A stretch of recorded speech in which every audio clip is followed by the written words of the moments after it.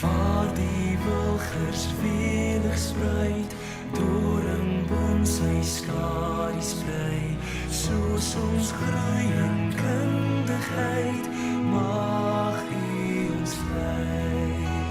Sien ons hoe hier lei met die hand, laat wie sien rus oor ons land.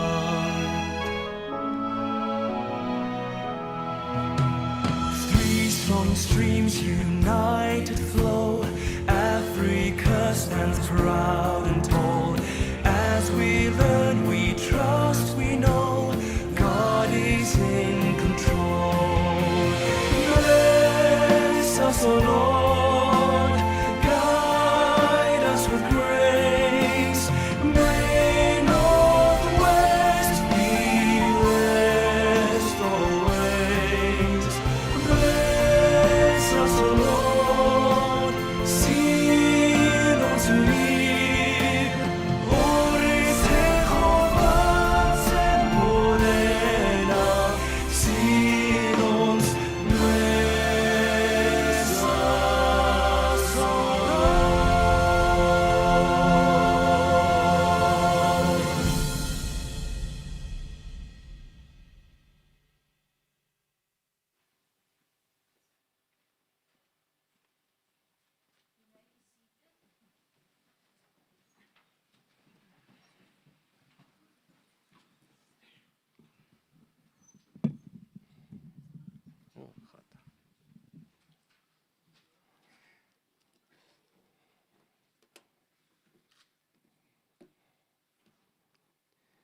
Good evening, everyone. Good evening, Professor Jeffrey Mpashlele, DVC Research and Innovation, and Community Engagement, and postgrad these days as well. I know that the portfolio is much bigger than it used to be. Good evening to Prof.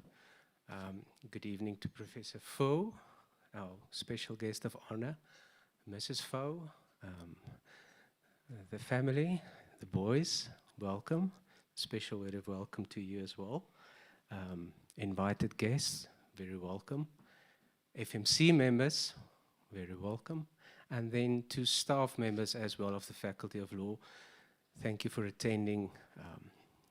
Thank you for being here. And then colleagues, and I see a few students as well. So to everyone, thank you for joining us at this very auspicious occasion. Professor Fo, perhaps if you can join me, then I will introduce you just to make sure about the formalities. So, colleagues, everyone, this is actually for me a big honor and privilege to have Professor Fo standing next to me and to be able to introduce a colleague to whom I hold in probably the highest esteem, Professor Fo. In the time that I've come to know Professor Fo, one particular quality has shined through everything that he does, and that is his passion. Specifically, his deep commitment to his scholarship. His commitment runs deep, not only in his teaching and his research, but also his unwavering, and this I can say with absolute certainty, his unwavering dedication to the Faculty of Law and the North-West University at large. Whether engaging with students in the classroom, which he does a bit less these days now that he is the chair holder, or mentoring young academics, which he is also doing, the young academics sitting at the back specifically, who's the future of the faculty. Professor Fo brings a remarkable energy and thoughtfulness to everything he does. His research, I think, is rooted in a deep concern for justice and development, and it speaks to both his scholarly excellence and to the social relevance of what he's doing. This inaugural lecture is probably the pinnacle of an academic's career, and I think it's the biggest milestone in your life to date, other than probably getting married, with all respect to Mrs. Foe as well. So this is not just a milestone in his academic journey, but also a moment of celebration for all of us who have had the opportunity to work with Professor Foe and witness his growth. As I will be reading just now, you will see that Professor Foe got his LLM degree from the Mahikeng Campus and then proceeded. So without no further ado, let me then formally introduce Professor Foe, and you're welcome to follow in the program as well. Professor Foe is a professor of law in the South African Research Chair in Cities, Law and Environmental Sustainability at the Faculty of Law, North-West University, South Africa. He hails from the North-West Province of Cameroon. He is the second child of Mr. Samuel Foe and Miss Lucy Foe. He completed his primary education at St. Andrew Primary School, Muea, and his secondary education at Mountain View College, Muea, where he obtained his GCE Ordinary Level Certificate.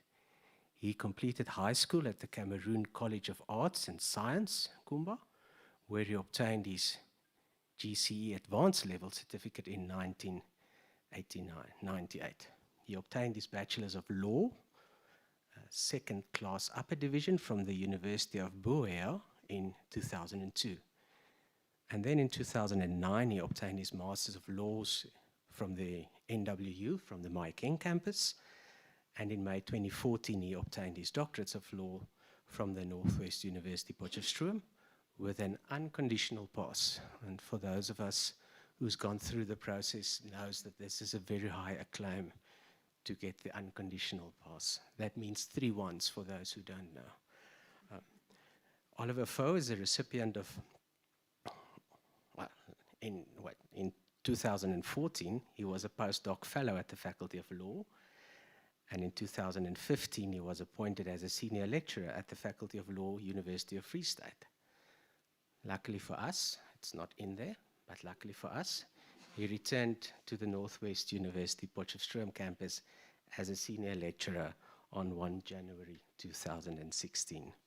He was promoted to associate professor in 2018 and served in that capacity until his promotion to professor, effective from 1 January 2024.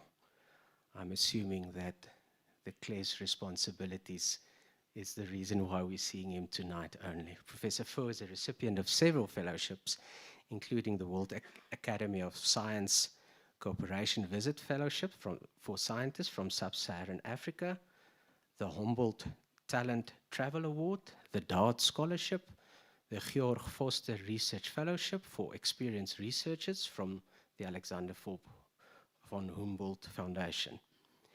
He has presented more than 30 papers at national and international conferences and has more than 30 peer-reviewed journal articles and book chapters.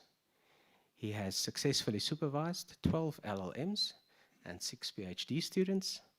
He is an assistant editor of the Potchefstroom Electronic Law Journal, and his research primarily focuses on the role of local government in advancing the transformative constitutional idea of social justice in South Africa. Oliver has been married to Joyce since 2009, and they have 3 boys. I think they're sitting over there, Robert, Denning, and Joseph.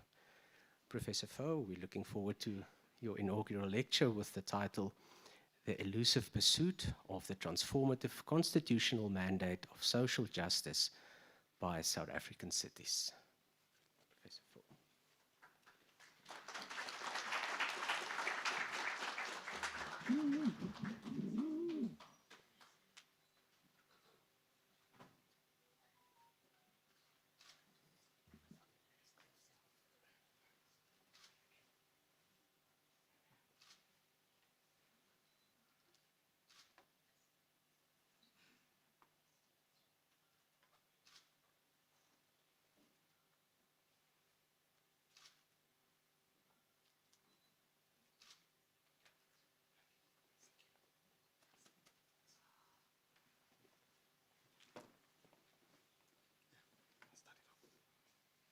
the DVC Research and Innovation, Professor Jeffrey Patele, the Acting Dean of the Faculty of Law, Professor Henk Kloppers, the Deputy Dean of the Faculty of Law, Prof.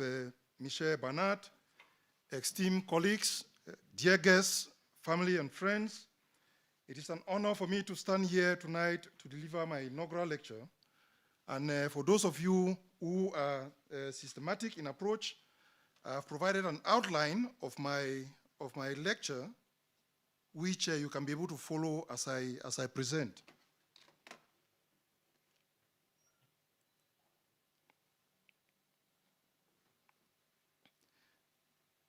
Permit me begin by providing you with a brief background to my academic journey. As a high school student at the Cameroon College of Arts Science in Kumba, a school that has been attended, or that was attended by other colleagues who have also been promoted to the rank of professor by this university, Professor Avitu Sagbo, Professor Richard Betek, and myself. I was inspired by the quality of teachers that we had. I have always said it, that I had excellent teachers at Kumba, and that inspired me to work very hard, and I also dreamt of becoming a teacher. And then I did history, literature, and philosophy, and I specifically excelled in history and literature. And when I finished high school, I made a decision that I wanted to be a teacher. And my late brother, my elder brother, convinced me not to study history or literature, but that I should study law and eventually practice it. I decided to study law at the University of Buea, and during my first year, I realized that I could still be a teacher, a law teacher, a law lecturer.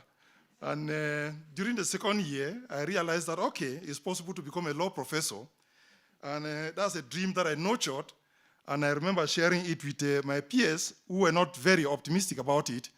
During one of our Muea Students Association meeting, my very dear friend, childhood friend, Professor Joseph Lekunze is seated here. He was part of that meeting when we were asked by a colleague from the University of Chang that what do we want to do in future? And I said I would want to be a law professor, and he laughed and said, Oliver, you've never been taught by a professor. And then at the Department of Law, University of Buea, there was no professor at the time. It took several years before we had a professor, but by then I was out of the university. And I shared this story with my LLM supervisor, and Prof. Anel and Prof. Linda, who supervised my PhD, because I was very, very excited to be taught by a professor or by professors, and I realized that, okay, I was closer to realizing that dream. But despite that pessimistic outlook of my undergraduate peers, as a young man, I read two books that were fundamental in directing me towards nursing this dream and eventually realizing it. The first book which I read as a freshman at the University of Buea is a book that was written by the late Professor Bernard Nsokika Fonlon, and the title of that book is The Genuine Intellectual. In that book, Professor Fonlon traces the origin of modern universities as we understand them today. He outlines the features, indispensable features of a good university. He also outlines the ideal conditions that are required for a university to thrive, and how the ideal life of academics and students should be. He also proceeds finally to outline what he considers to be the hallmarks of a genuine intellectual, and these are characteristics or features that he thinks can be able to set an intellectual apart from the rest. So that book was really an eye-opener to me, and I still have it, and I read it when preparing for this inaugural lecture. And the second book which I also read is The Power of Positive Thinking, 10 Traits of Maximum Success by Norman Peale. This book taught me how to develop a realistic dream and how to plan towards achieving it. I realized from reading this book that there is no realistic dream that can be achieved without thorough planning. And I also realized from reading this book that success is a matter of preparation meeting opportunity. You have to be prepared for success, and when the opportunity comes, you grab it. If you are not prepared, the opportunities will come and go, and you will never make it. So those two books were very instrumental in shaping me and putting me on a path towards realizing the dream of becoming a law professor. And despite that, I want to indicate that I stand on the shoulders of very great mentors that I will refer to subsequently, and family and friends and colleagues who supported me and who continue to support me to realize my dreams and aspirations. And as Keke Chikere puts it, inaugural lectures avail newly promoted professors the once-off occasion to articulate to the world not only their proficiencies and experiences, but their charities to scholarship, current research directions, and their future research plans. My inaugural lecture is built along this line of thought. The overarching research question that has animated my legal scholarship over the past 13 years is, what role can cities play, South African cities, in advancing the transformative constitutional ideal of social justice? And this is, of course, rooted in the Constitution of the Republic of South Africa, taking into account the commitment it makes to heal the divisions of the past and to establish a society based on certain values, including social justice. This was the focus of my PhD research, and is going to remain the focus of my research for a very long time. I don't think I'm going to move away from it anytime soon. The findings of the above research question inform the title of my inaugural lecture, The Elusive Pursuit of the Transformative Constitutional Mandate of Social Justice by South African Cities. In addressing my overarching research question, I thoroughly examined different perspectives on the topic, drawing from different disciplines and philosophers, as well as the jurisprudence of South African courts. And despite my extensive research on the subject, I am always guided by the views of Prof. Bernard von Loon when he indicates that there is hardly any thesis, however logical, however lofty, propounded and defended by an eminent philosopher that has not been attacked and denounced by another philosopher equally eminent, and that the truth is intricate and elusive. And while I do not assume the posture of a sovereign pontiff speaking ex cathedra, I think my intellectual and moral independence enabled me to be able to search deep for answers to my overarching research question and to share with you some ideas that I've gathered, including some that are common knowledge and some that do not yet have answers. Against the above backdrop, I pause to address two interrelated questions. The first one is, what does the commitment to social justice in the South African Constitution entail? And the second one is, what can cities do to advance this ideal? What can be done by cities in very concrete terms to be able to advance this transformative constitutional ideal? And in responding to this question, or these questions, I take into consideration the mandate, the developmental mandate of cities as encapsulated in the Constitution, their legislative, executive, and administrative powers and functions, as well as the governance tools that are at their disposal, and other features of developmental local government, such as their proximity to communities, and the fact that they are supposed to operate within a system of cooperative governance. I will briefly deal with these questions before discussing some of the research that I've done in the three interlinking areas that constitute the core of my research. In an article that I published in Stellenbosch Law Review in 2014, I argued that although the concept of social justice and the means of realizing it remains a contentious issue for modern jurisprudence, scholars and jurists agree that in basic terms, social justice is concerned with the eradication of poverty and extreme inequalities in access to material resources in order to ensure that all citizens command the resources needed to equally participate in socio-political life.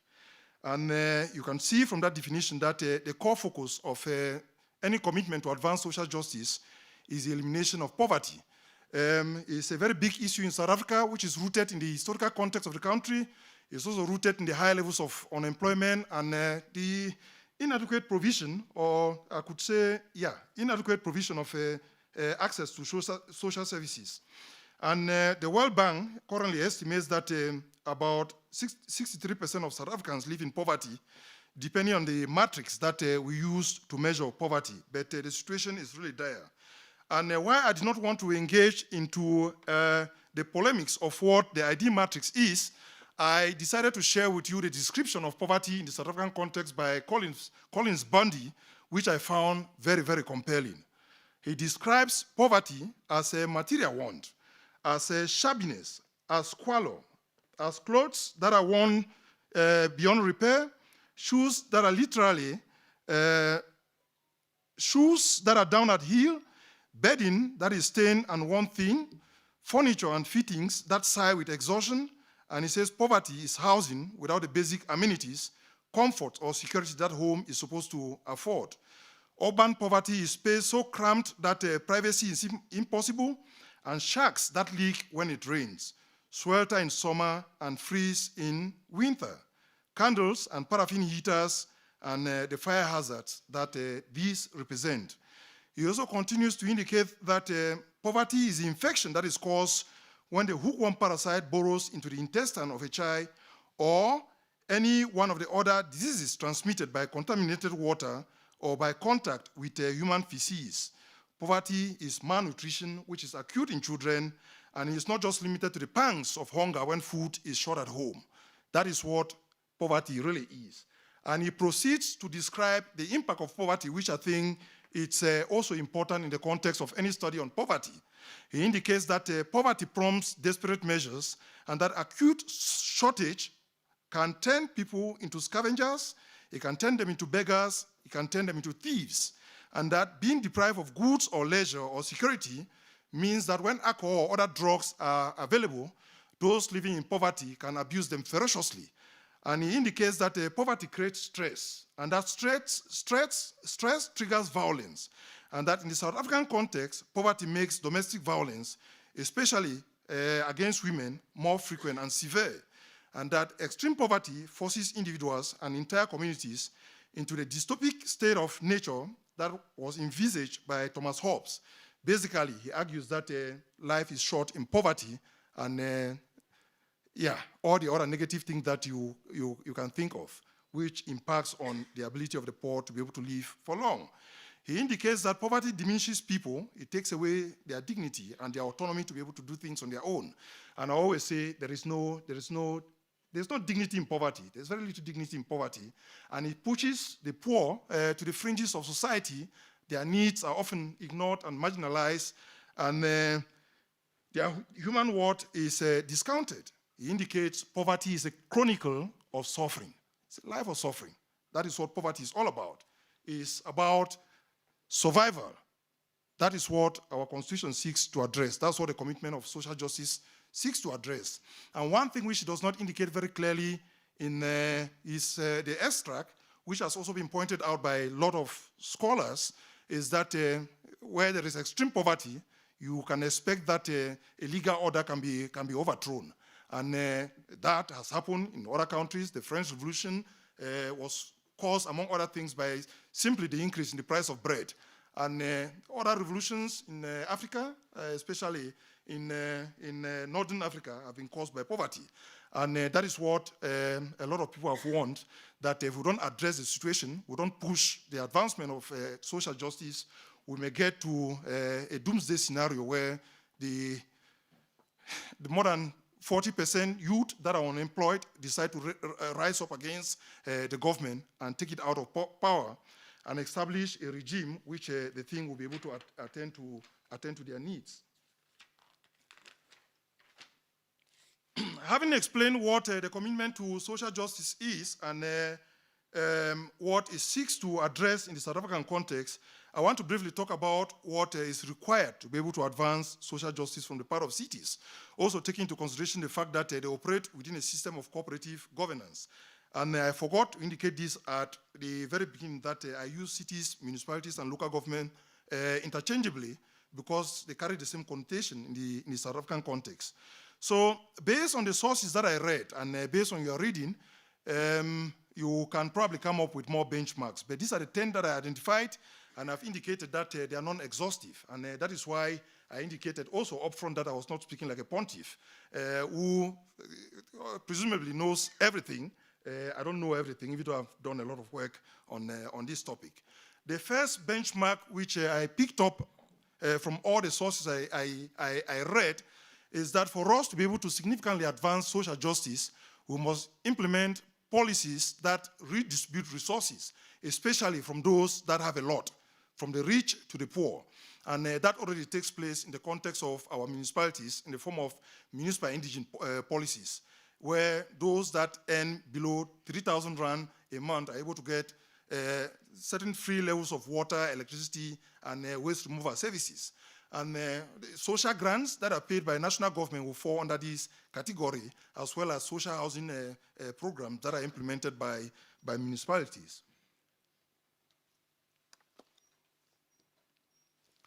The second benchmark emphasizes the need for municipalities to be able to promote public participation in the formulation of laws and policies, the formulation and implementation of laws and policies. And that is to ensure that laws and policies reflect the lived experiences of those living in poverty. And in terms of the jurisprudence of the Constitutional Court, there is a lot of talk about what we refer to as meaningful engagement, where we try to ensure that it is not merely a tick box exercise, but that attention is really given to the needs and voices of the poor. And as some of them have indicated, there should be nothing for the poor without the involvement of the poor. The third benchmark, which I picked up from literature, is that governments, including cities, should try as much as possible to address the structural causes of inequality. Some of these may be beyond the reach of cities. For instance, if you look at inequalities that are entrenched by virtue of the economic model that we implement as a country, that is something which is out of the realm of cities. So there, you require national government to be able to do what is necessary to ensure that we have a system that speaks to our realities. But other causes of structural inequalities, such as patriarchy and to an extent racism, some of it can be addressed to an extent by cities depending on the resources that they have, and based also on their competencies in the Constitution. One feature which I also picked up, which is the fourth benchmark, is the need for us to build capacity.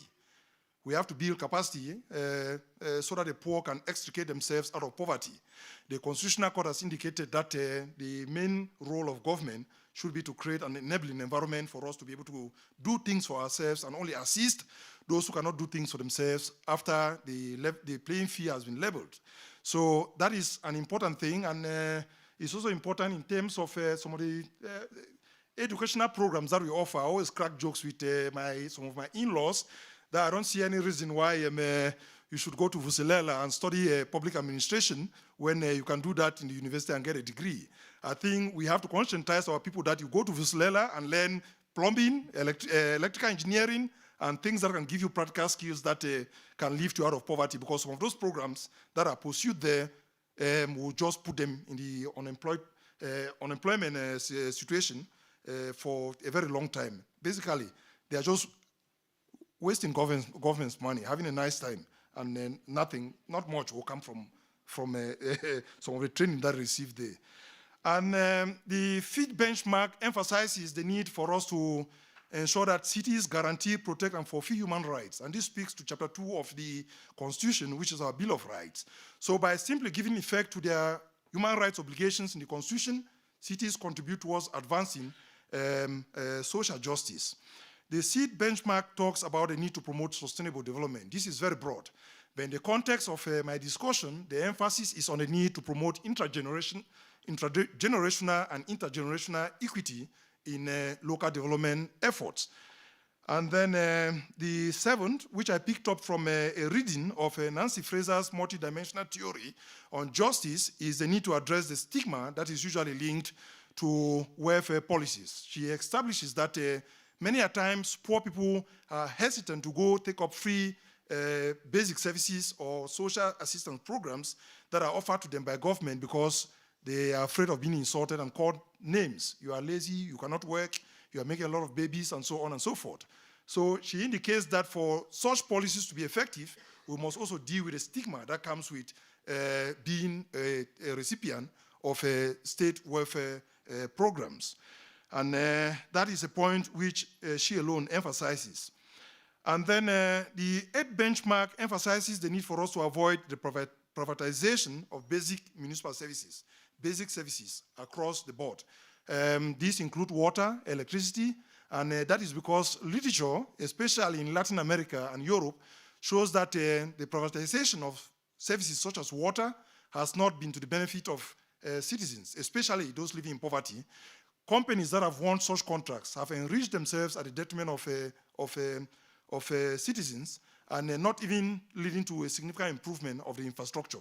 So basically, there has been a very significant drive towards the remunicipalization of basic services such as water in Europe and Latin America, and it's something which we have to avoid. In the South African context, Professor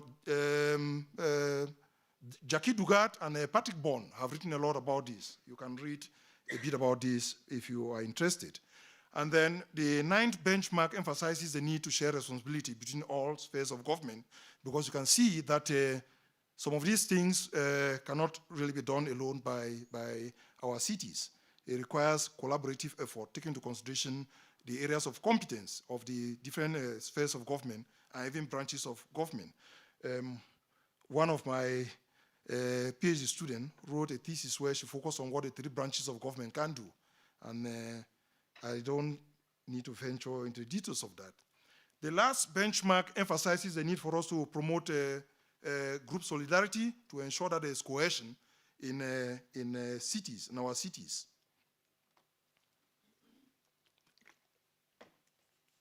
With that said, I'll move to a description of some of the work that I've done. Due to time constraints, I'm going to focus on providing an overview of just 2 articles per each of the sub-areas of my research. As I've indicated before, my research recognizes that the success of cities to advance social justice depends on a variety of factors, including the suitability of the applicable legal and policy frameworks that regulate cities, and the nature of their interaction with multiple role players such as other spheres of government, business, and even communities, and their ability to be able to sustainably manage resources. And these areas are all grounded in the Constitution.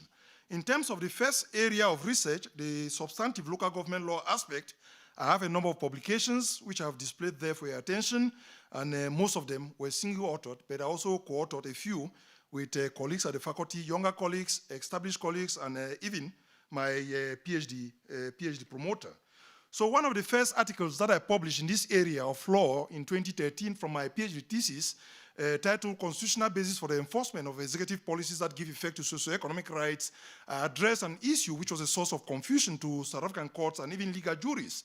And that was based on comments that I read on an article that was written by Professor David Beaches, and also comments that were made by some colleagues that worked at SEM at that time at a conference that was organized by Professor Louis Kutsia in Berlin in 2012, and I had the privilege of attending. And that is whether policy has the force of law and can be enforced by a court of law. I read a lot of political science literature in the course of my PhD, and I was able to come up with the fact that we have 3 types of policies that those in public admin talk about. We have executive policies, we have administrative policies, and we have political policies. And the political admin or public admin literature indicates that executive policies can be enforced, but they do not indicate why that can be enforced. I argued, reading the Constitution, that in terms of the socioeconomic rights context, we can be able to enforce executive policies which give effect to socioeconomic rights based on the wording of the obligations that are imposed on the 3 spheres of government in the Constitution.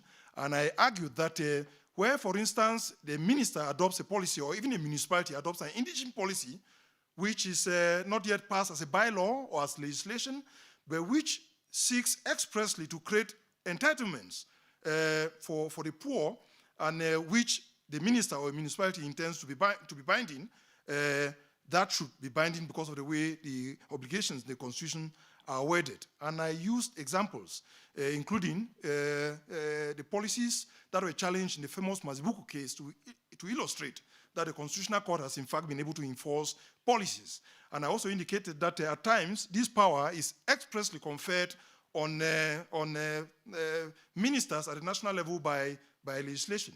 A lot of legislation assign ministers powers to give effect to some provisions in legislation, and I used a lot of examples to demonstrate that. And I argued that where a minister, instead of using regulations, uses a policy and intends that that should be binding, we should not look at the nomenclature which is used by the minister, but rather look at the intention, the content, and look at whether it in fact reflects the power that is given to the minister expressly in terms of legislation. And both reviewers who reviewed the article confirmed that I had made an original contribution to South African law. And I was also privileged that when I was writing that, a lot of colleagues at the faculty made input into that paper. I think I got a lot of input before it could even go for peer review. The second contribution in this regard that I want to share with you is an article that I published in Stellenbosch Law Review in 2022, and that addressed the squabble that we had between the city of Tshwane and the Gauteng Provincial Health Department over the provision of ambulance services during COVID. And the city of Tshwane had about 78 ambulances that it used for the provision of ambulance services, or emergency medical services, and their license, which they had obtained from the provincial government, expired on the 21st of January 2021. And the provincial government argued that because the provision of ambulance services is listed in Schedule 5A of the Constitution as an area of competence, legislative competence of provincial governments, the city could not continue to provide that service without a license. And this indicates how a city which may be willing to provide a function, has the resources, has the capacity to provide a function, may be hamstrung by the constitutional distribution of powers in the Constitution in terms of Schedule 4A, 4B, 5A, 5B of the Constitution. So basically, the provincial government wanted to re-centralize, even though they were talking about get a license, but they were not prepared to do it. They wanted to re-centralize, and people were dying because of COVID. A lot of pressure was put on it on the provincial government by activists, and it changed its course. But I was able to argue in an article that we have 3 features in the Constitution which makes it possible for a city which wants to provide ambulance services, which has a requisite capacity to be able to go to court and compel a provincial government to allocate that function, where the provincial government is adverse to assigning that function to a city. And the first one I argued is that the nature of the obligation that is imposed by Section 27 of the Constitution, the health rights in Section 27 of the Constitution, and the nature of the rights and the nature of the obligations that are enforced gives cities the leeway to be able to contribute towards realizing that right, because the obligation is imposed on all spheres of government and organs of state. And then I also argue that if you look at Section 165 sub 5 of the Constitution, it protects what we refer to as the incidental powers of municipalities. That incidental power specifically indicates that a municipality can discharge a function, can implement a function which is not expressly assigned to it, if that is really necessary for it to be able to effectively perform any of the other functions that are expressly outlined to it in terms of Schedule 4B and 5B of the Constitution. Then I also argue that if you look at Section 165 sub 4 of the Constitution and the way it words the principle of allocative subsidiarity, I said it is worded in a very peremptory manner and uses the word must. It says that national and provincial government must assign a function to a municipality if it appears in Schedule 5A or 5B of the Constitution, if a municipality has the capacity to do so. And that is also reflected in Section 32 sub 2 of the National Health Act. I argue that based on those 3 features in the Constitution, it is clear that a city can go to court and compel a provincial government to assign that function. And the reviewers also agreed that I had made an original contribution to South African law. In terms of the area of social justice and human rights, I'm going to focus on 2 contributions also. The first one here was written when I was a postdoctoral fellow with Professor Anne Duplessis, in which we looked at the minimum core debate that was very popular in South Africa then. And the jurisprudence of the Constitutional Court was to the effect that it cannot define the minimum core for a number of reasons. And some critics, especially Prof. Beaches, lambasted the Constitutional Court for not being willing to define the minimum core and advance approaches that could be used by the court to actually define the minimum core.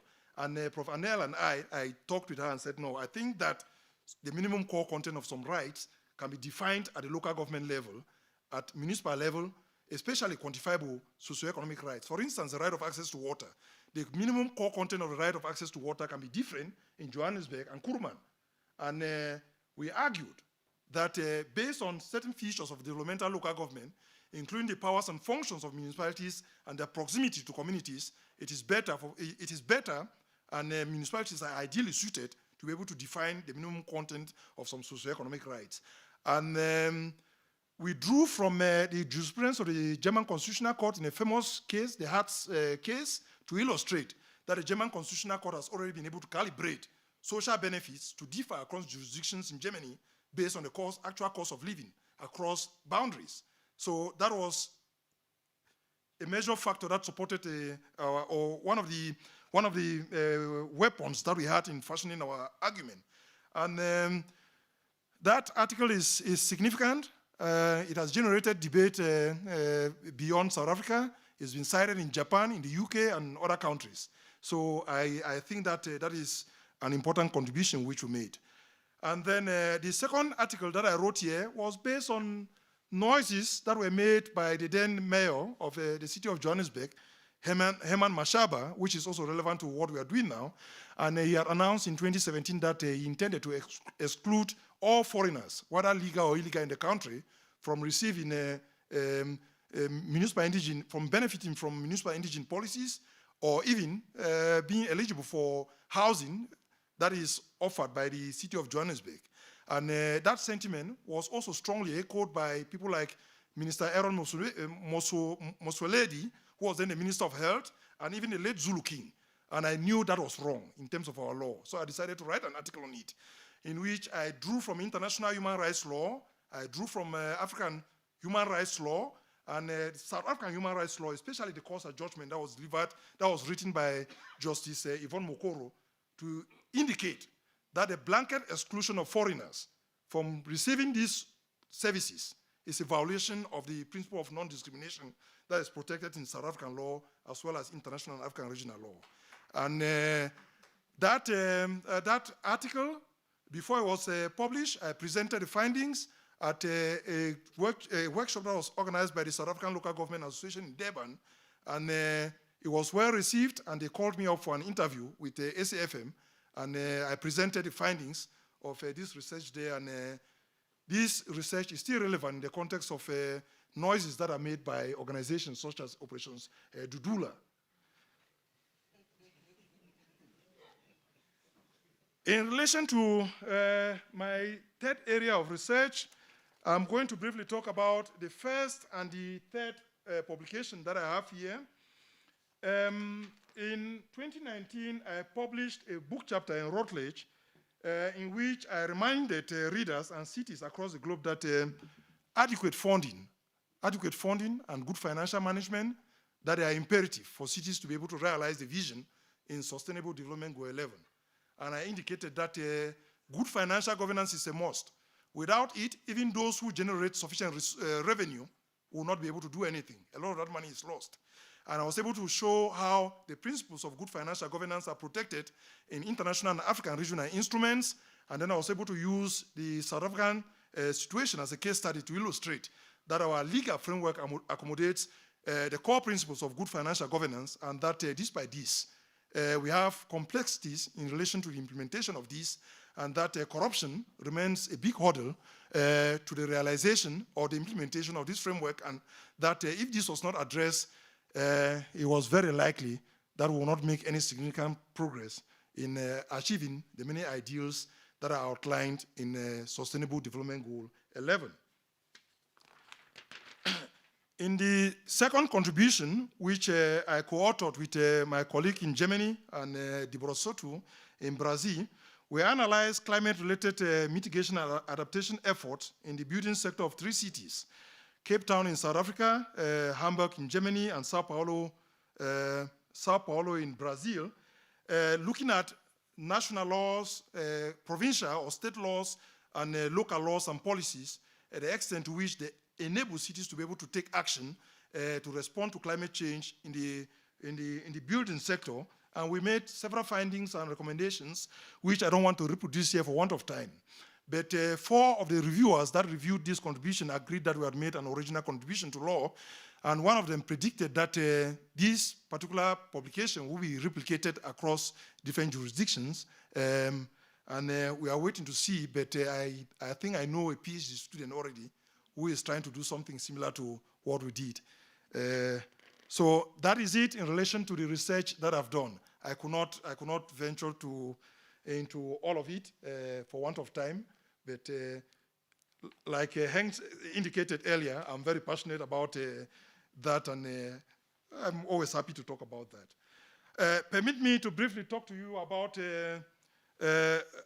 my relationship with CLES and how my work relates to the work that is done at CLES. CLES is an NRF Tier 1 chair. It is funded by the NRF. The founding chair was Professor Annette Duplessis, and she's in Stellenbosch. She was my PhD promoter. And when she left in 2023, I was appointed as the interim chair. And Prof. Wilhelmine Duplessis, who is seated there, had to take care of things on my behalf while I was in Berlin. So it is a Tier 1 chair, and we have funding until 2029. At the end of 2029, they are going to evaluate us again to see if we get funding for a second cycle. I am very sure that we will do our best to get it. And we are working very hard, planning ahead. As I indicated, I believe in planning more than miracles. And yeah, our chair focuses on several interlinking questions of urban governance, law, and environmental sustainability. And the work that I do, it complements the work that is done by the researchers that we have there. We have, at the moment, 10 researchers, 2 are postdoc fellows, 6 are PhDs, and 2 are LLMs. And the majority of them are South Africans. But because we are a Tier 1 chair, we are expected to have a footprint beyond South Africa. And we have had students from Botswana, Lesotho, Zimbabwe, and the intention next year is to get more South Africans and a student from Kenya, another one from Uganda and Ethiopia. So we are going to expand. Maybe we'll be 15 next year, students. And we have one administrator who is helping us part-time, the first one there. And yeah. I haven't talked about the research that I have done and the work that we do at CLES and the relationship between both. I think that I should briefly reflect on the status quo, the state of affairs in relation to South African cities. I think all of us will agree, those of us who work in my area, that South Africa has a lot of beautiful laws and policies, but those do not necessarily deliver the expected results. So it is common knowledge that 30 years following the transition to constitutional democracy, the promise to social justice remains elusive to the majority of South Africans. And while cities have made good progress in terms of rolling out basic services such as water, electricity, in terms of the number of households that have access to these things, the progress has been good. But there is every indication, a lot of indications, that our cities are in deep trouble, that things are not working. When you drive through Potch, it's obvious. Those of us who came here in 2010, right up to 2016, know that our city used to brag that we did not have potholes in the city. But every morning when I drive around, I curse the city because I can't drive for 1 kilometer without jumping into many potholes. So millions of South Africans are deeply frustrated and disappointed with the state of affairs. And this has led some, including my wife, and Prince Mashele, to argue that some services were better delivered in Bantustans during apartheid than in our current municipalities. I do not want to engage with the merit of that debate, but that tells you the level of frustration that South Africans have. That tells you the level of frustration that South Africans have. And recently, Dr. Naledi Pandor delivered a speech on the 25th of August, where she was able to express this from the perspective of somebody who has been in the system and who knows what is happening. And here is what she said. She said, "We have forgotten that we exist to serve the people, that we exist for the people, and we have lost our glory. Let's not pretend about it. We have lost it.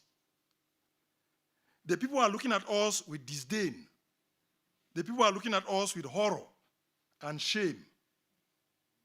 Those are very strong words. She said other things that are stronger, which I don't want to repeat here. But that tells you the level of frustration.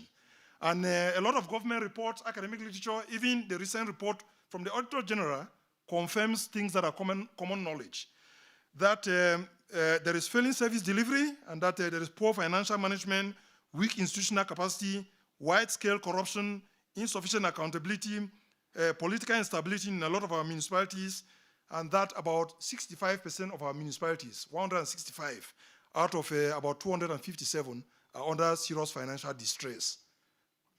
And a lot of this distress is caused because they are unable to generate sufficient revenue due to the funding model that we have. But even those that can generate sufficient revenue don't manage it well.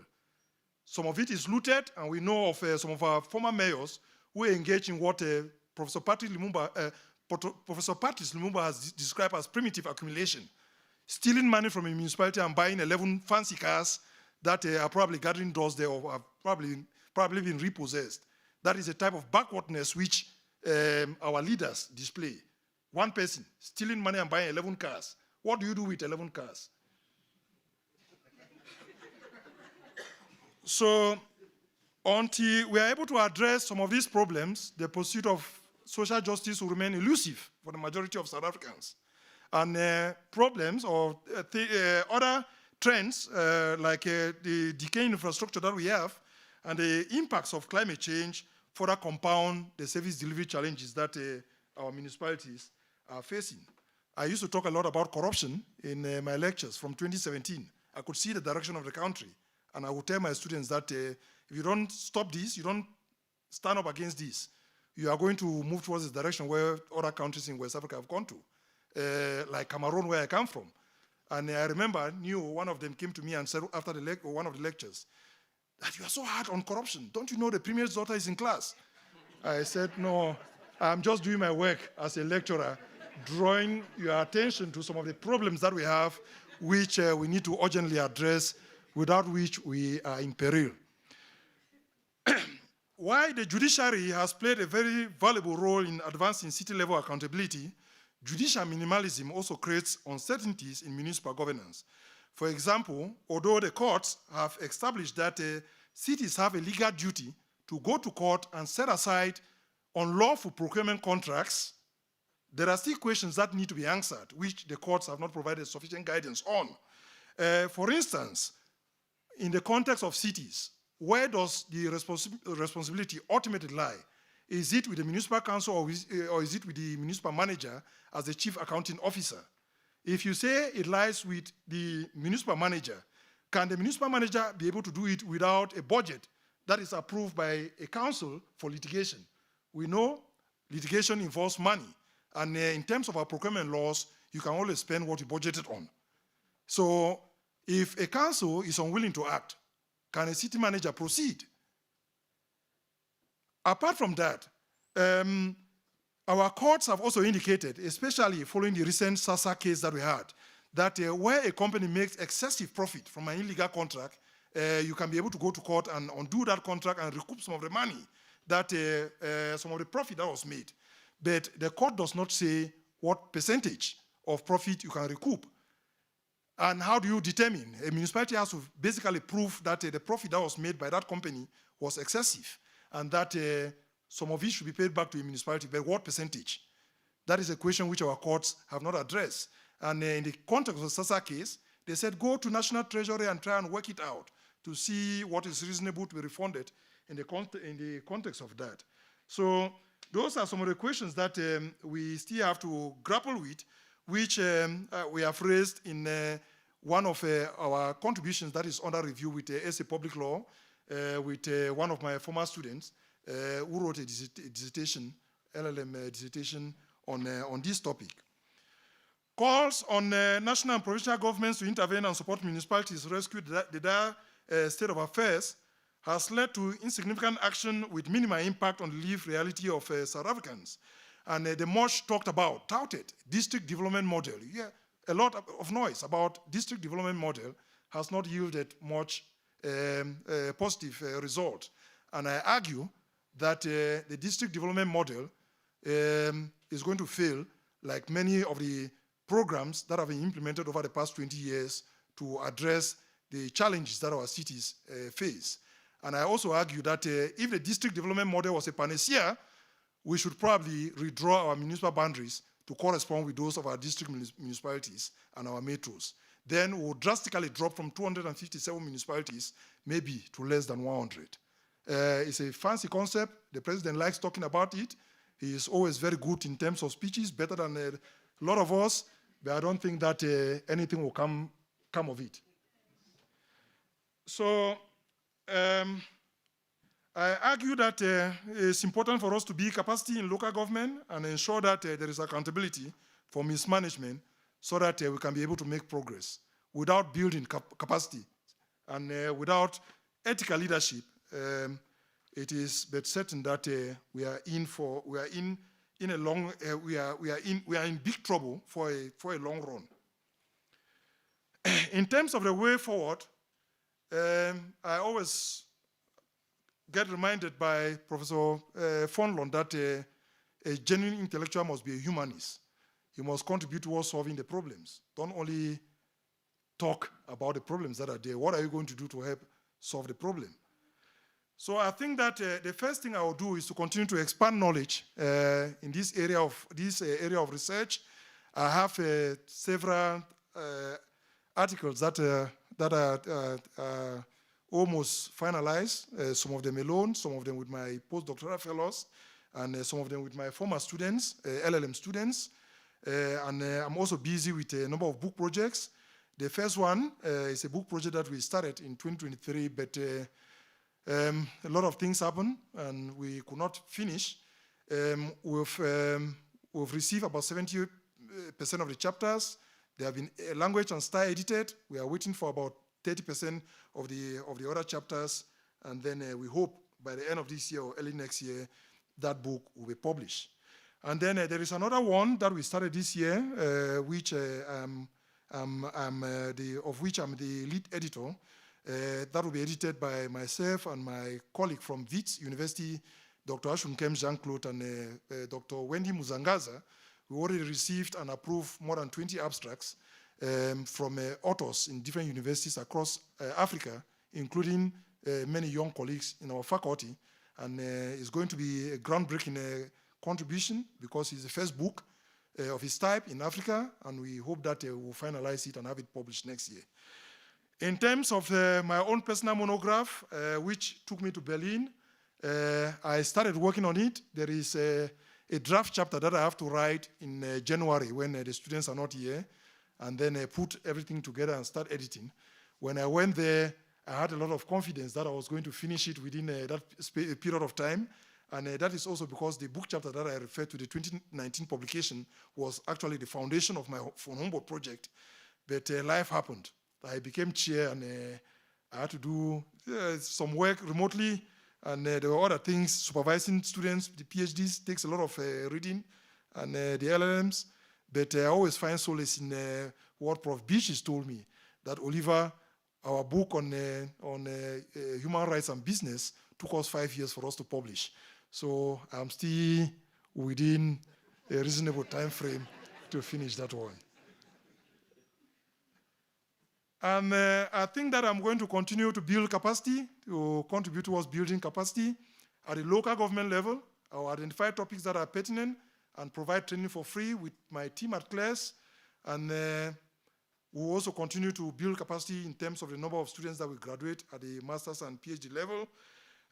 Just to indicate to you that some of the students that I supervise already are lecturers at our university, at our faculty, some of them in other faculties.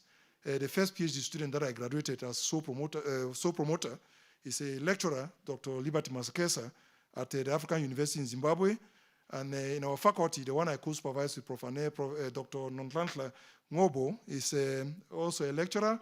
The one that I co-supervise with Prof. Lemin and Prof. Anel, Dr. Myron Stoffels is also a lecturer at the faculty.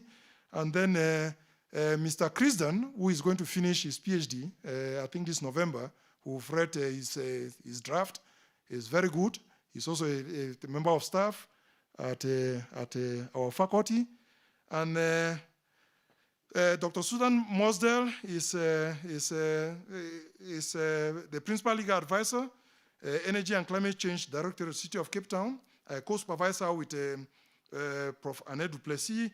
And then one of the other graduates of mine, Mr. Siamokelo Sipiri, is a lecturer at the Independent Education Institute in Johannesburg. And there are others who are busy with their postdoctoral fellowships, such as Dr. Kewood, who was the deputy municipal manager of Omlatu's local municipality. She's now in Stellenbosch, pursuing her postdoctoral studies. And Johandri Wright, who is at University of the Western Cape. So I envisage that given the growing relevance of my area of research, I'm going to be able to graduate a lot of students at the master's and PhD level who are going to be absorbed in academia and in practice. My third dream is to secure funding for CLAS in 2029, 2030 to 2035, and the biggest dream will be to have it run as a self-sustainable, financially sustainable research entity before the end of 2035. The Dula Omar Institute in the University of the Western Cape is doing that. So we have to try and plan and work very hard towards achieving that. Thanks very much, ladies and gentlemen, for listening. I'm going to proceed to the last part of my speech, which is just to thank the many wonderful people that have played a very important role in my life in shaping me to be the person that I am.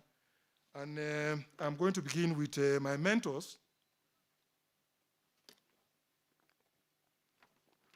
My mentors, Professor Philip Iya, Professor Annette Duplessis, Professor Linda Stewart, Professor Christa Rothenberg, and Professor Wilhelmine Duplessis.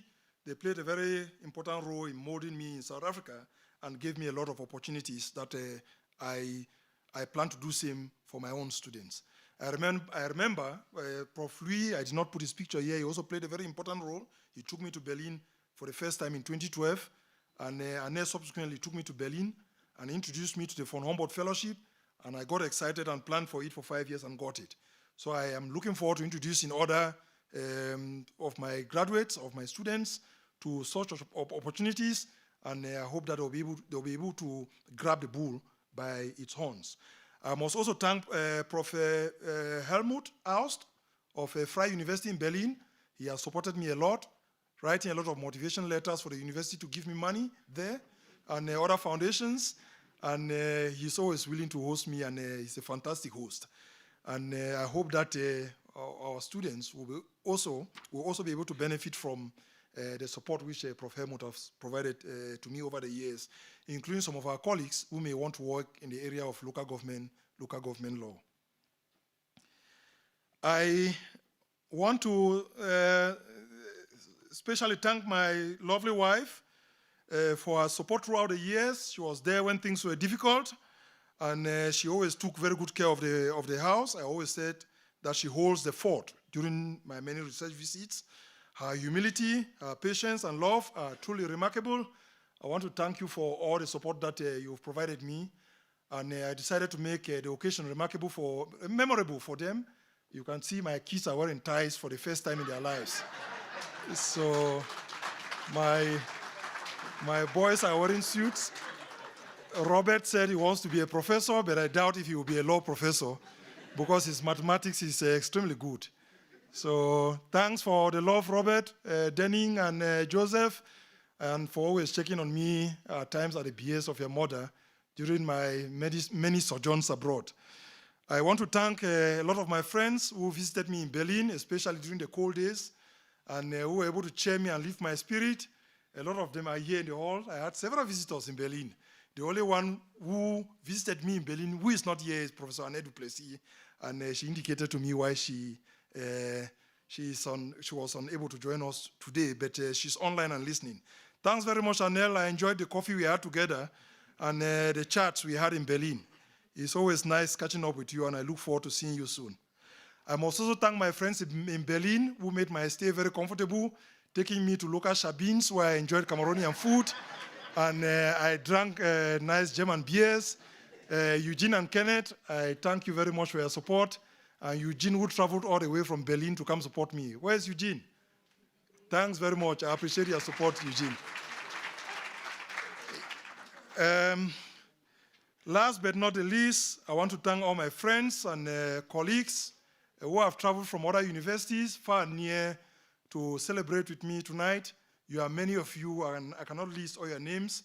And one thing that I learned from Bernard Fonlon is that even though you have to be principled and very strict, you have to, as a genuine intellectual, you must have a warm heart. So when people celebrate, you celebrate with them. When they are winning, you send them congratulatory messages and all that. When they are grieving, you console with them in their sorrow.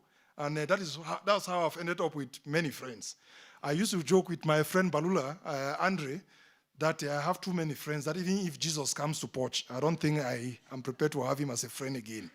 So thank you, friends, that you've been able to come celebrate with me. I appreciate your support throughout the years. You've always made me feel very special. Thank you.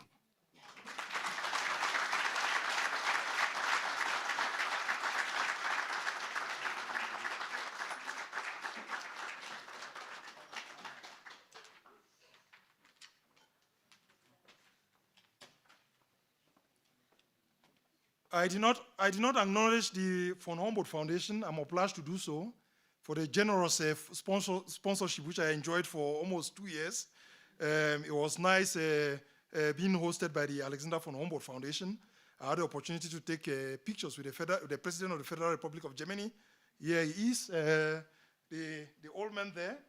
And yeah, it was a good one. The old man up there. And yes, Prof. Krista, we had the opportunity to catch up in Prague. Not Prague, in Czech Republic. Was it Prague, Krista? Yeah. Yeah, in Prague. And then here, I organized a workshop at Prague University in Berlin. And there is the Deputy Ambassador, South African Deputy Ambassador to Germany. He was there to open it for us.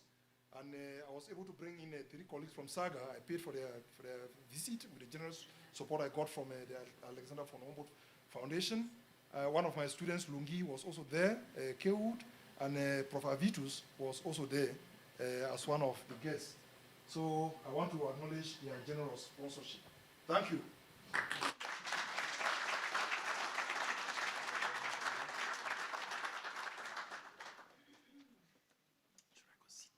You may want to take a seat, yeah.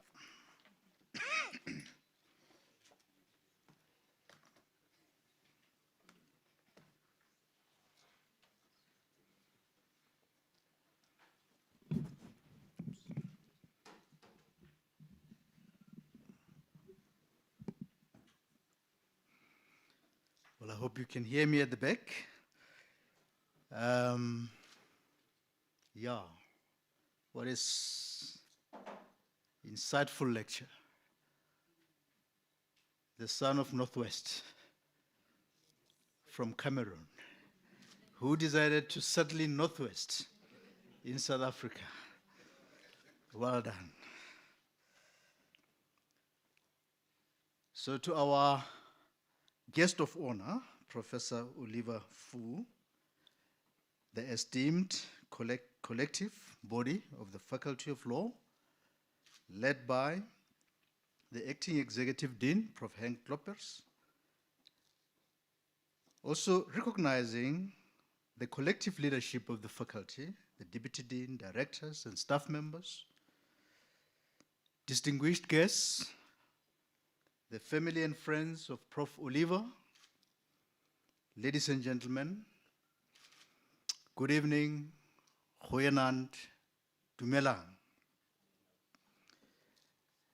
Goeienaand, dumelang. It is with huge honor and great pride to convey a congratulatory message and present a certificate of achievement to Prof. Oliver on this august occasion. Prof. Oliver, heartiest congratulations. Attaining the rank of full professor is an incredible honor We often brag about this as the highest academic rank of scholars. Although this is an outstanding and envious milestone, or a hallmark, as you indicated, I can confidently say that it will not be the tipping point of your career growth. Having interacted with you recently, when we applied for Tier 1 level of research chair in cities, law and environmental, sustainability, under the auspices of the South African Research Chairs Initiative, which is widely known as SACHI, I can vouch that you are diligent, persistent, highly motivated, and resilient. But I've also learned additional things from you tonight.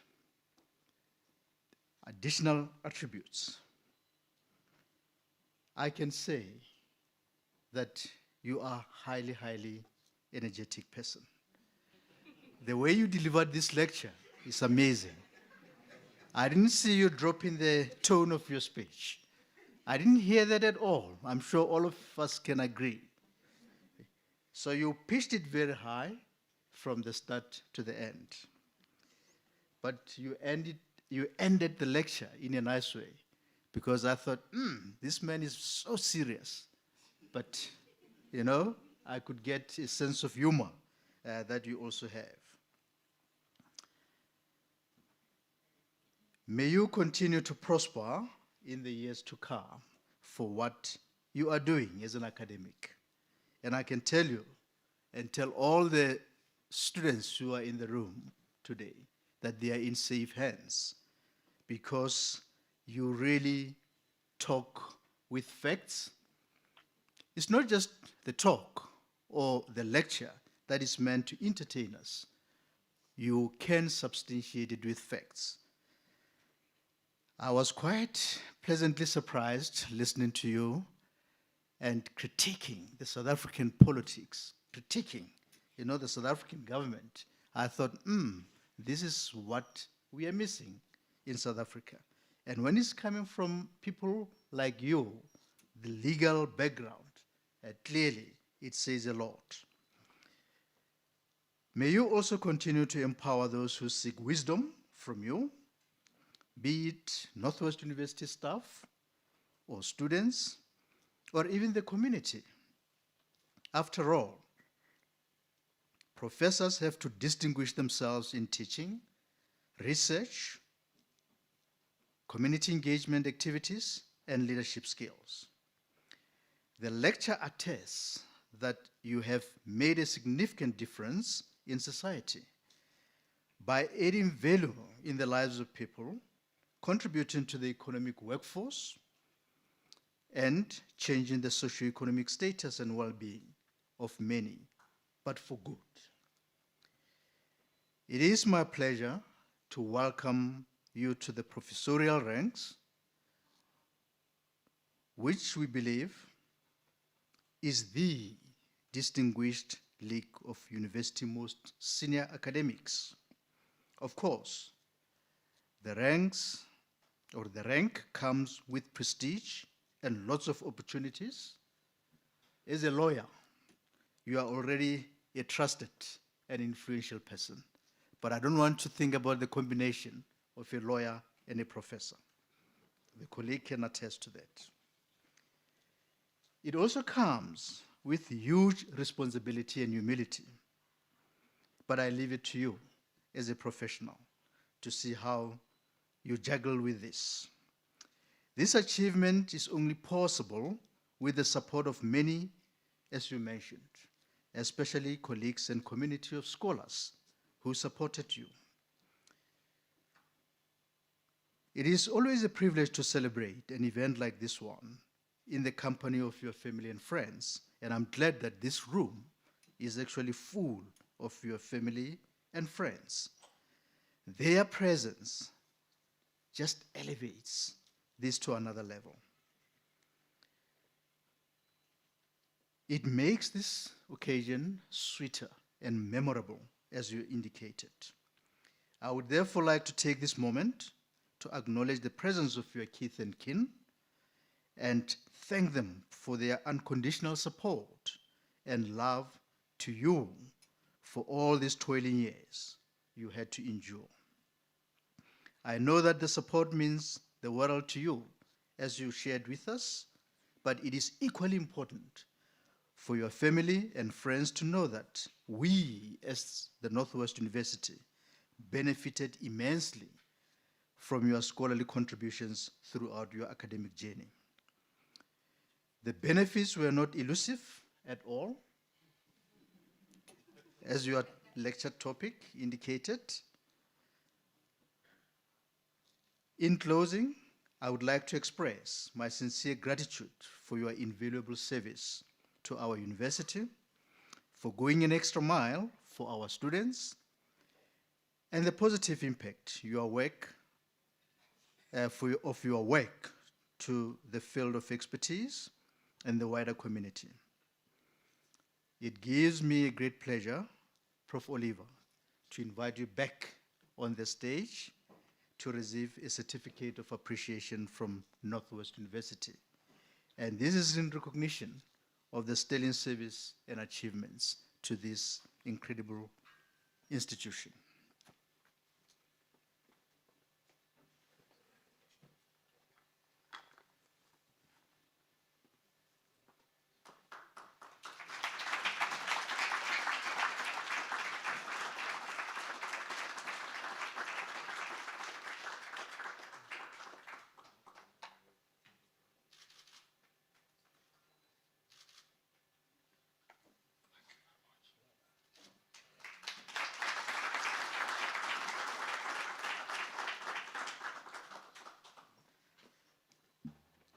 I'm not sure if I have to do the closing, but I don't think I'm here to do the closing. But thank you very much, ladies and gentlemen, for attending this event. We are really, really grateful for your presence tonight. Thank you and enjoy the evening.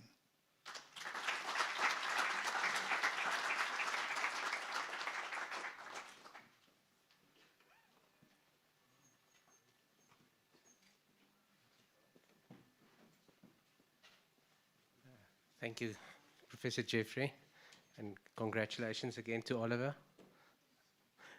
Professor Lakunze, who's going to do the word of thanks. Thank you, Professor.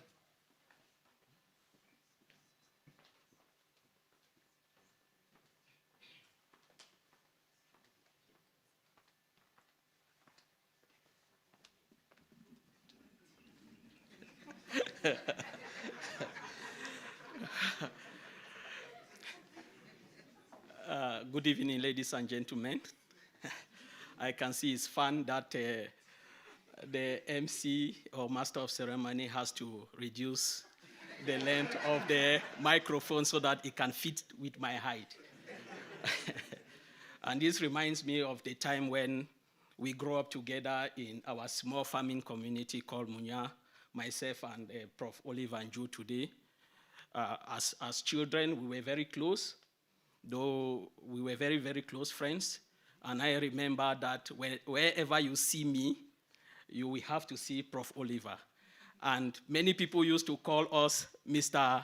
Kofi and Mr. Mensah. I think most Cameroonians we know about Mr. Kofi and Mr. Mensah. It comes from a grade 2 primary school English reading book, where Mr. Kofi was very tall and Mr. Mensah was very short. But wherever you find Mr. Kofi, you find Mr. Mensah. So it has been demonstrated practically today. I will commence by, I think my job here is very simple, to thank the guests and provide the closing remark for this prestigious occasion. But before I do that, I will say I and Prof. Oliver, we go way back as children. And in his opening remark, he said that opportunities, there's something success, it always comes as a result of you being prepared. So I remember when we completed the university, I proceeded to travel to University of Yaoundé to continue my studies there. And I remember he told me that he will never want to continue his master's in Cameroon, and his ambition was to move to Europe, especially in Sweden, specifically, to continue his study there. So I went to University of Yaoundé for a year, and then I transit, and I came to South Africa to continue my studies here. So I'm also a proud product of North-West University.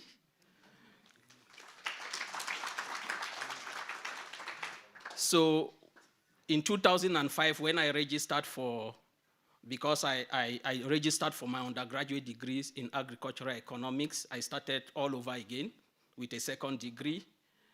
I observed that there were opportunities, especially in the law faculty, where the faculty was looking for students, especially international students, to boost the profile.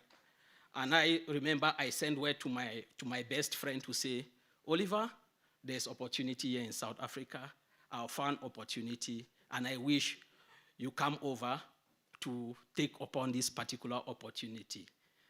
And the first word he said to me, remember I told you I don't want to attend any university in Africa, I want to attend universities in Europe. And and my response to him was that universities in South Africa, perhaps we haven't traveled around the world, they are similar to that of Europe, and you will find the environment good, and you will find the quality of the universities here good. So it took me a year to convince him. It took me a year to convince him until finally he came. I remember when he came, I was a student, a postgraduate student, and he came in Johannesburg. I sent somebody to pick him and brought him to Mahikeng, and he had to stay with me for about 3 months. We got him registered, and he started his program. I remember the situation, we had no money. The little money that I've saved for bursaries, I had to hold back for my own money and make sure I registered him first, because he was a new student. And if the period of registration passed, it will be difficult for him to register. While for myself, I already know the system, and I knew that I could walk to the registrar office, even if I'm late, and plead with the registrar to give me an opportunity. And exactly that is what I did. So we took the money and registered him first, and then a few months later around May, I had to work to the registrar office and plead with the registrar that I've been a very good student. You can look at my results and everything. Please, can you allow me, can you give me the opportunity to register? And that was granted. That's how both of us got registered. But much to say about that. I will begin here providing the closing remark once again by greeting you to say good evening, ladies and gentlemen, distinguished guests, the Deputy Vice Chancellor, Professor Jeffrey, the Executive Dean of the Faculty of Law, Prof. Henk, colleagues, students, friends, family. When I talk about family, I will pause here to say that we normally know behind every successful man there is a woman. And here tonight is a true representation of the hero behind the successful professor that we are celebrating today in the name of Mrs. Joyce Fu. Perhaps she can stand up and the kids, for everyone to see her.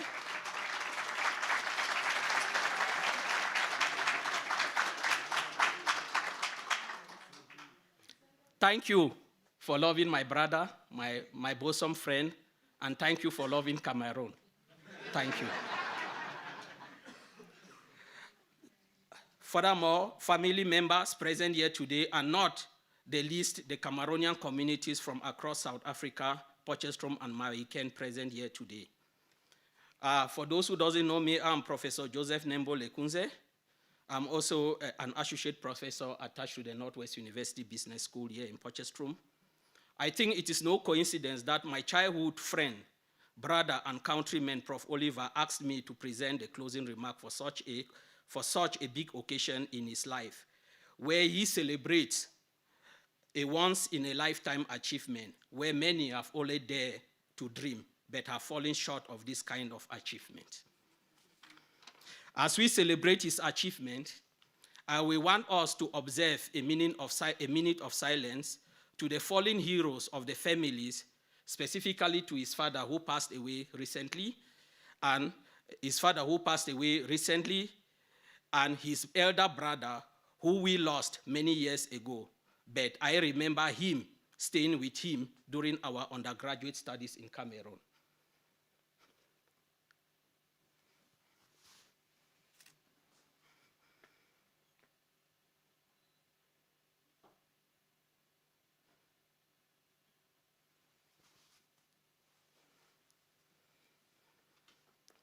Thank you. As we draw these momentous occasions to a close, allow me to express our deepest gratitude to Professor Oliver Nju for the thought-provoking and inspiring insight into the elusive pursuit of the transformative constitutional mandate of social justice by South African cities. This lecture has not only illuminated the depth of his scholarship, but also reaffirmed the critical role of legal jurisprudence in shaping just and inclusive societies. Today, we have witnessed more than an academic milestone. We have celebrated a journey of dedication, intellectual rigor, and a commitment to justice that transcends borders.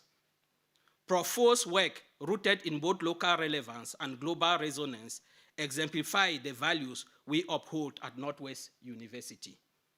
To the world, Prof. Oliver, you are now part of a legacy of excellence. We encourage you to approach this journey with diligence, curiosity, and a commitment to personal and professional growth even further. Now that you have achieved the level of full professor, the challenges ahead will be rigorous, but they are not insurmountable given the achievement and knowledge you have acquired to become a full professor. For those who only know Professor Fo as an academic, it is also important to have a glimpse of his humble beginning, journey, and rise to where he is now. I will summarize his journey by quoting our former president, Nelson Mandela, who said, "Education is the most powerful weapon which you can use to change the world." It is through education that children born of parents who can neither read nor write can participate fully in the formal economy. It is through education where the son of laborers in a plantation can become a professor. A child of a domestic worker can become a minister. To our guests, thank you for your presence and support. Your engagement enriches the academic community and strengthens the bridges between scholarship and society. To Prof. Fo, may this lecture mark not only a celebration of your achievement, but also the beginning of even greater contributions to the legal field, to our university, and to the broader community. To conclude, I will borrow from the words of former U.S. Supreme Court Chief Justice John Roberts, and I quote, he said that speakers normally wish us good luck and extend good wishes, but from time to time, we are treated unfairly so that we will know the value of justice. From time to time, we will suffer betrayal so that we can learn the importance of loyalty. We might be lonely from time to time so that we don't take friends for granted. Sometimes bad luck comes our way so that we will be conscious of the role of chance in life and understand that our success in life is not completely deserved and the failures of others is not completely deserved either. When we lose from time to time, our opponents will gloat over our failures. It is a way for us to understand the importance of camaraderie. Sometimes we are ignored so that we know the importance of listening to others. I hope we all have enough pain to learn compassion. Whether we accept it or not, these things will happen in life. To me, this describes the daily struggles and the journey of a brave man, Prof. Oliver Nju, who have shown resilience in adversities. I know Prof. Oliver might have been going through challenges, but his passion for law from childhood, his character and ability to navigate these challenges is what has brought us here, brought us to celebrate him today. I want to say thank you, Prof. Oliver Fu, and may God continue to bless you and guide your journey going forward. I thank you.